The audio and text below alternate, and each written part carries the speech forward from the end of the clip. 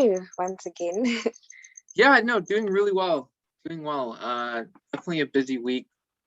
We're getting a lot of our product out, so it's been a lot of work, like getting all the arms ready and sending them out. But it's been good. It's definitely good, busy.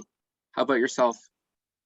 It's quite busy as well this side, especially academically, but I'm doing great, so that's quite nice. That's awesome. Are So you? our question, yes? No, I was gonna ask like if you finished your school year, because I know I think like it's either April or June for most schools. So I'm not sure if you still have exams coming up in June or if you're finished. I have exams coming up in June, and my year only ends in December. Oh, okay. Wow. Yeah, Nice. it's quite a long year ahead. So the conversation is basically gonna be around a lot of what you do, how mental health has impacted that, as well as education, because you also have a degree in engineering. So before we get into like the questions I'd like to ask you, do you mind just introducing a bit of who you are and what you do at the moment? Sure. Yeah. So my name is Michael. My background is in engineering physics, which is a stream of engineering that enables students to get hands-on experience in the fields of sustainable energy, semiconductors, space technologies, anything related to physics. So I'm kind of a nerd when it comes to physics. I remember my mind exploded in grade 11 when I heard about relativity. Like I was angry that my parents didn't tell me that earlier, and that kind of led me to to studying engineering physics. And the applied side is something that I really enjoyed. And I worked in the energy sector, so places like Hydro One. I worked in the aerospace sector at Airbus, doing Industry 4.0 and bringing in new digital tools into the production space to improve, the quality and things like that. But yeah, just really big on technology. And I started a venture called Tunify with my co-founders. In our final year of engineering, we are expected to create something and actually build something. And we realized that we're all artists, and instead of doing something traditional like building something in the energy sector or lasers, we decided to build an autonomous guitar tuning stand. And that's how Tunify came to be. And it's basically a robotic guitar tuning stand that tunes your guitar hands-free using robotics. So there's actually like 6 robotic arms. I have them at my desk actually. So there's 6 of them. And they go and they actually turn the pegs of the guitar for you. And there's an automated strumming mechanism that strums it for you. And it's all hands-free.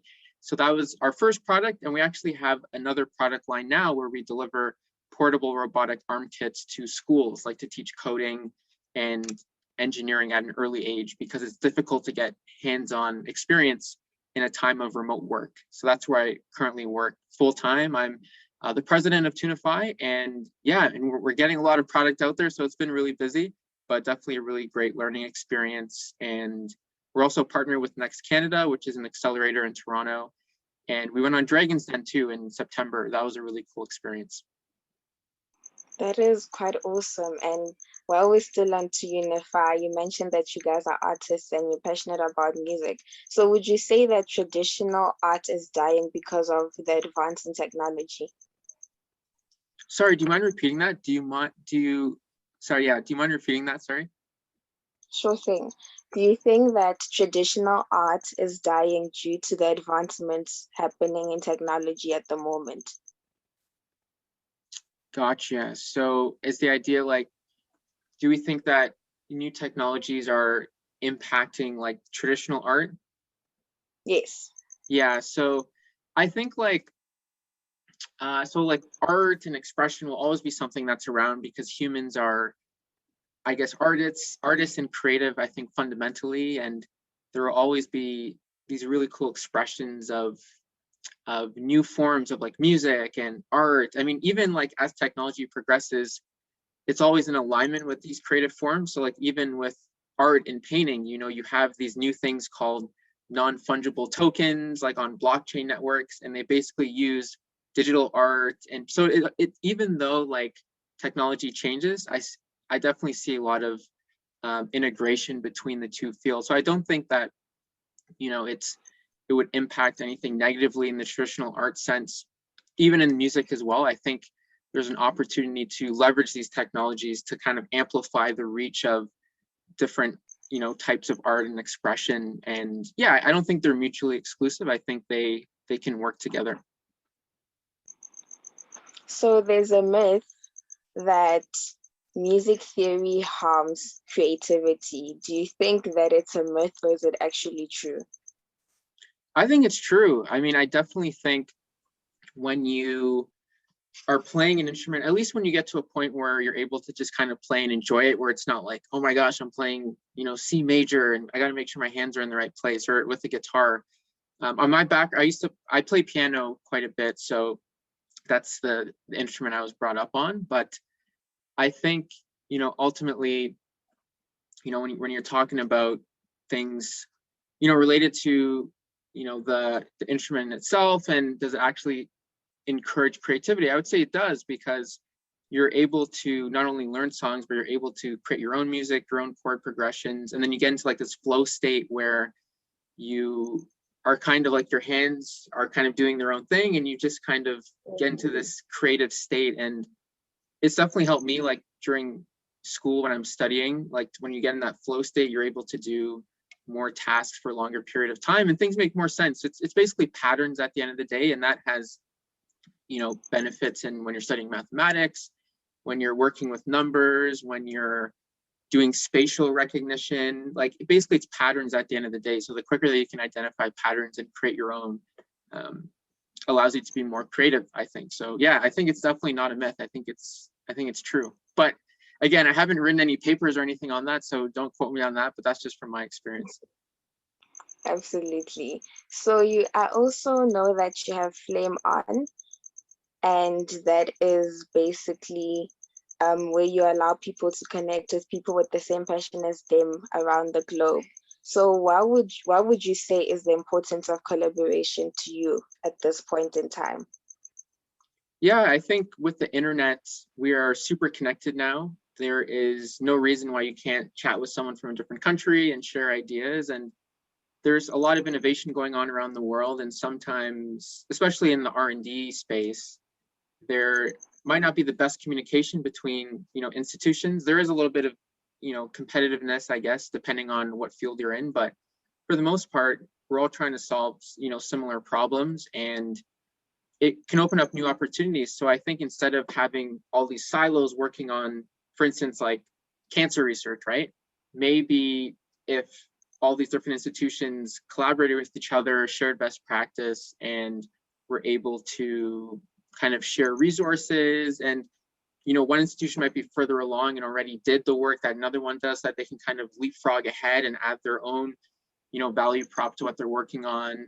I think it would accelerate the development in some of these fields. So we're able to solve more challenges quicker and more efficiently, I think, with using less resources. So I think collaboration is super important for especially the really hard problems, right? Like climate change, sustainable energy, pollution. These are all under the field of, sustainable energy, as well as in the healthcare sector, robotics, AI. I think there's a lot more we can do if we work together.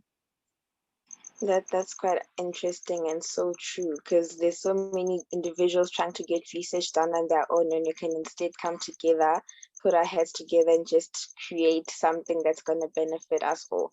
So you're so young and you're already doing so much. Where to from here? Yeah, that's a good question. I think so with Tunify, we have a lot of customers right now. We're increasing our customer base, starting to sell outside of Canada. And I think with that, it showcases like the application of robotics. And I think, robotics is a growing market right now. A lot of companies are investing into automation. It's kind of like the time to do this, right? So one of the biggest things for startups is the timing, right? So I think, growing this business, being able to impact more lives and introduce robotics into everyday households, I think is something that can really influence humans and like children and students, right? Like if every household had like a robotic or like a robotic arm in their house, like, the next 20 years would be so much further along, right? In terms of understanding IT and looking at different applications. So it's I think it's kind of like breaking the stigma as well is something I want to do. Because from my own experience, I remember in high school, I joined the robotics club and I really did not enjoy it. There's only like two people who knew what they were doing and everyone else just kind of watched, right? And there was not like an onboarding process. And I was like, wow, this is not fun at all. And I almost didn't do engineering just because of the experience I had at robotics, but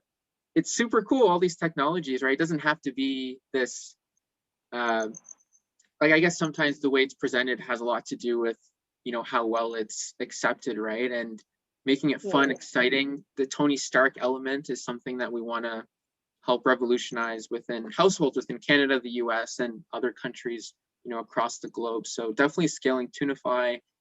And yeah, that's definitely a primary focus. They always say it's a, go with tunnel vision.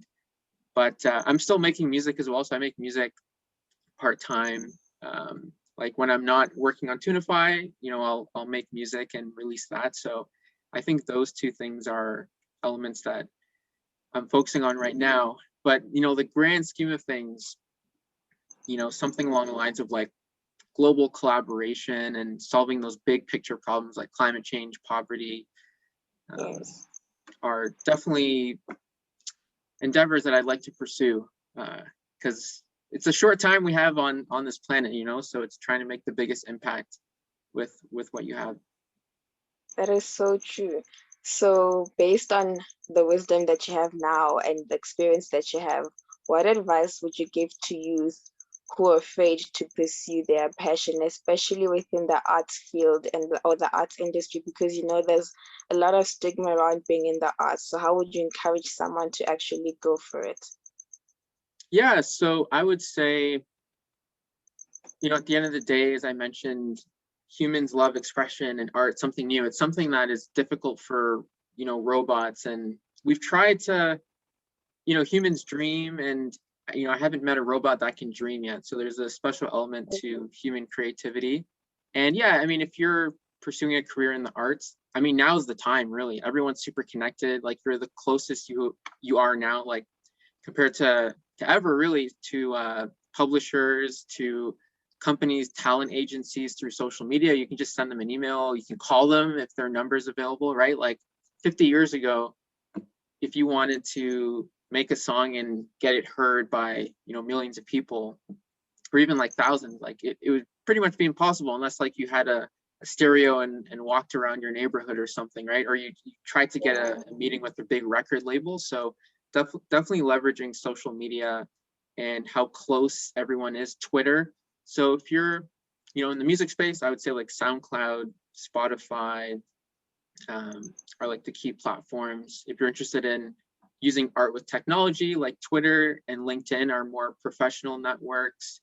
And like looking at your personal network and looking at how you can get that next step. So, the first step is to be competent in your field. So you're producing art, you're creating good music or whatever it is. And then the second step is to get it out there and see how the public reacts to it.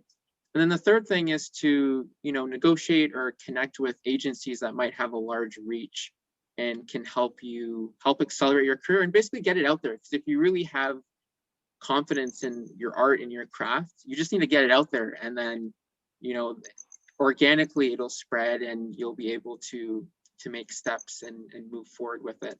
So yeah, I mean, I don't think that there's any major obstacles with pursuing projects within the art space. I think leveraging new technologies and looking at trends of where the focus is, like social media is the new television, as they say, right? Like I don't even have cable. I watch everything on Netflix or Disney Plus.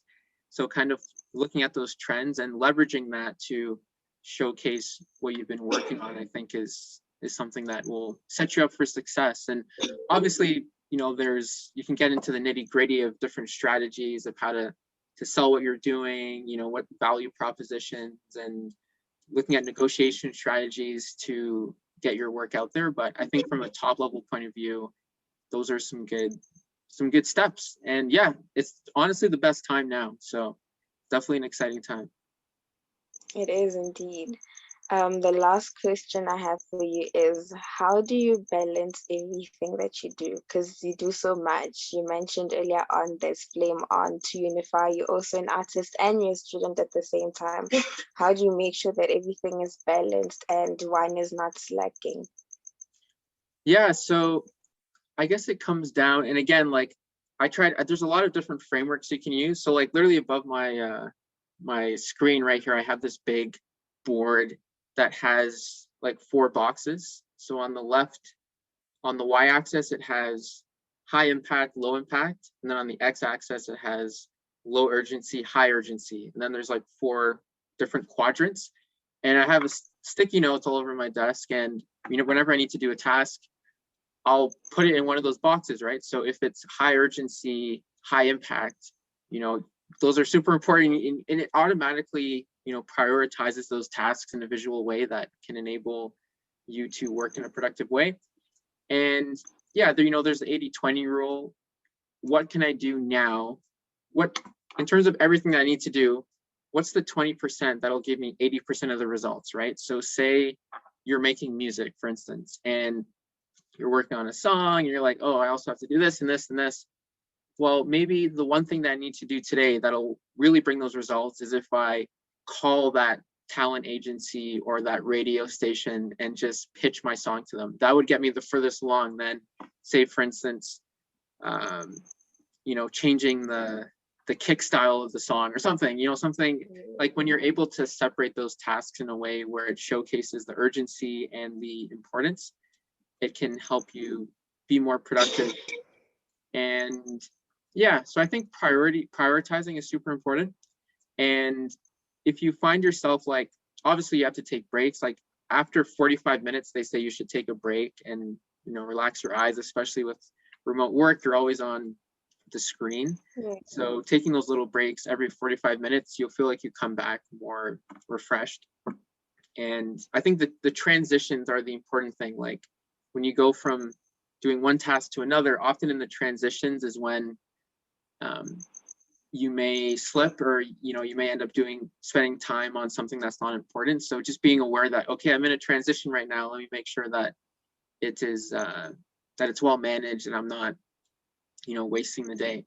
And again, these are frameworks that I try to maintain, but obviously I make mistakes. I'm not perfect in any way, but there's some really cool frameworks out there. I think the urgency one and the impact is one that has really helped me, because you visually see it and it actually like is mimicked in your brain too. So when you are walking around, you can visualize it that way. That is quite cool. That is really cool. I like the high impact, like the impact with the X and the Y axis. I think I'm going to try it out for myself as well. So this is a question that just came up along the way we were speaking, and you mentioned a lot about how you weren't interested in robotics in the beginning, and now you're so interested that you're doing things in robotics. Do you think that the standardized way of teaching has prepared you for what you are doing right now, or is there a better way that you could have been prepared for what you do right now? Yeah, so that's a good question. I think it's a bit of both. So obviously like the fundamentals of understanding how circuits work and coding, I learned from university. But I think like you kind of always have to look past what you're working on, right? Because you might be working on a math problem where, Susan has, and it probably wouldn't be this simple, but like say Susan has 4 apples, John has whatever, and you're thinking, okay, how is this really gonna shape the future? People always say math is super important. How is, like, you kind of, depending on what you're working on in your school, you always kind of have to have that, you have to kind of foresee where these technologies are leading to. And one of the ways to do that is to, listen to new like digital news, like Business Insider, CNBC, like new tech trends. And you can say, wow, like people are taking these concepts I'm learning now and building, empires and creating new technologies and innovating. And sometimes technology is innovated so quickly that, it's hard for the curriculum to catch up, right? So building those core competencies in school, but then also having the foresight and vision to see where these things are going, I would say is definitely kind of like the nice balance, I would say. Because if I was just focused on the problems I was learning in school, I wouldn't really see the applications where it was going towards. And then the other thing too is maybe getting your feet wet and maybe working with a company or doing some volunteer work or working on a project with your friends that encompasses this technology kind of gives you the idea of what it's really like, right? And that's what I was missing when I was in high school, because I didn't really know what it was. It was kind of like this black box in a way. And I think there's a stigma around these new technologies that it's difficult to understand, but everyone has a brain. To be honest, your brain does like what, trillions of like calculations per second. It's like super efficient. So everyone is able to, this is compared to the human brain, like these technologies are, not, we're super efficient. Like we're like super advanced machines in terms of operational efficiency, right? So I think the idea of understanding that anyone can do it, it's super simple. It's just practice is the big thing. And then you kind of understand the environment. You can say, hey, okay, I got this. Maybe we can innovate here. And it creates a comfortable environment that you're happy to work in. And to be honest too, like I like the aspects of Tony Stark, and like the great thing about film in that is it showcases the like the bright visual aspect of where these technologies can go, and it creates excitement, right? So yeah, I would say the combination of all those kind of in a bundle. But yeah, school definitely helped with the core competencies, but we definitely had to do a lot of learning ourselves, like filing patents, designing these robotic arms from scratch is something we didn't really learn, but we had the core fundamentals to read papers and to learn about what's out there so that we can kind of fill in those gaps. Okay, thank you so much. That's all from me. Do you have any closing remarks? Just yeah, go for it. Like the best experience, even if you're in school and you're trying to get a job, for instance, in I don't know, investment banking, for instance, right? And you're like, I don't have any investment banking experience. Start a club, start an investment banking club, and naturally you'll attract people, professors, friends who are interested, and then bam, like you kind of built your own experience, So yeah, there's definitely ways to build your own experience that is honestly sometimes even more valuable than having an internship or something, because you're doing it from scratch and you're bootstrapping everything, and you'll probably learn more. So yeah, anything is possible. as as cliche as that sounds, I do believe that. Thank you so much, Marco, for your time.